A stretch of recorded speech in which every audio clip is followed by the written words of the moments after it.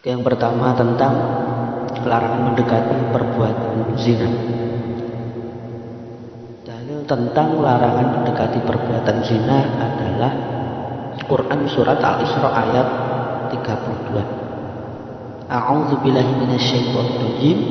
Wala taqrabuz zina innahu kana fahisyatan wa sa'a sabila. Ya, artinya insyaallah sudah hafal semuanya. Dan kira-kira ada beberapa hukum tajwid di dalamnya.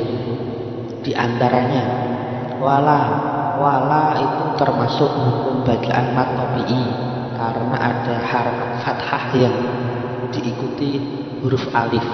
Fathahnya di huruf lam, kemudian huruf lam setelahnya ada alif. Yang kedua taqrabu itu termasuk olah sukro, olah kecil karena huruf qaf berharokat sukun di tengah kata atau kalimat. Taqrabu itu dibaca olah sukro atau pipis kecil.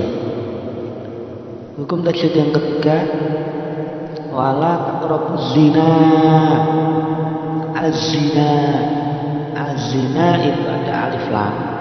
Alif lam mati yang bertemu dengan salah satu huruf syamsiyah dibaca lebur sehingga bunyi alnya tidak terbaca. Pada kesempatan kali ini huruf syamsiyahnya adalah huruf za atau zain. Wala taqrabuz zina, tidak wala taqrabuz zina tapi taqrabuz zina. Yang keempat, fahisyatan wa sa'a, itu ada idgham bi gunnah karena huruf ta berharakat fathah tanwin bertemu dengan huruf waw. Fahisyatan wa sa'a, tawa.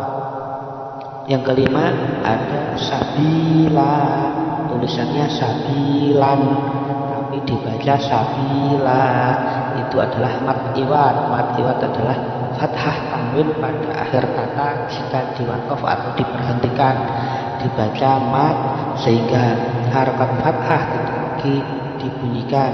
Itu perhatikan, sabilan dibaca sabila karena berhenti wakaf lan dibaca la.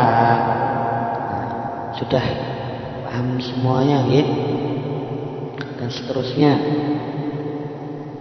tadi disebutkan bahwa wala taqrabuz zina innahu kana fahisyatan wa sa'a sabila. Dan janganlah kamu mendekati zina, sesungguhnya zina itu adalah perbuatan yang keji dan jalan yang buruk. Zina sendiri adalah perbuatan antara dua orang atau lebih yang bukan mahram. Melakukan zina perbuatan tercela, tidak terpuji, tidak senonoh dan semacamnya. Nah, hukum bagi pelaku zina itu secara garis besar dibedakan menjadi dua, yaitu zina muhson dan zina ghairu muhson. Zina muhson adalah perbuatan zina yang dilakukan oleh laki-laki dan atau perempuan yang sama-sama sudah menikah.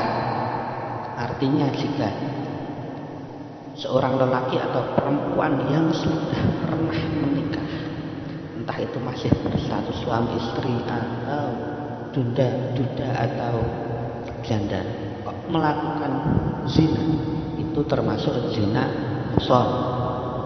Hukumannya didera atau dicambuk sebanyak 100 kali dan atau dirajam, yaitu hukuman mati dengan cara dilempari batu atau sejenisnya sampai orang tersebut meninggal. Yang kedua adalah zina ghairu muhson. Zina ghairu muhson adalah zina yang dilakukan oleh perempuan dan atau laki-laki yang belum menikah. Nah, ketentuannya, jika pelaku zina ghairu muhson adalah gadis dan perjaka, maka hukumannya didera atau dicambuk 100 kali dan diasingkan dari wilayah tempat tinggalnya. Dan apabila pelaku zina ghairu muhson adalah janda atau duda, maka hukumannya adalah didera 100 kali dan hukumannya rajam hingga meninggal dunia. Artinya jika Misal yang perempuan itu janda dan yang laki-laki itu belum menikah, ketika melakukan perzinahan, maka yang perempuan yang janda itu dihukumi zina muhsan, dan yang laki-laki belum pernah menikah itu dihukumi ghairu muhsan. Nah, kemudian jika ada yang menuduh zina itu hukumannya sangat berat. Hukumannya sangat berat sekali karena orang yang menuduh zina tanpa bukti itu dihukum 80 kali cambukan. Itu dinamakan had qadhf. Had qadhf itu bagi orang yang menuduh zina tanpa bukti tidak bisa dinyatakan, dan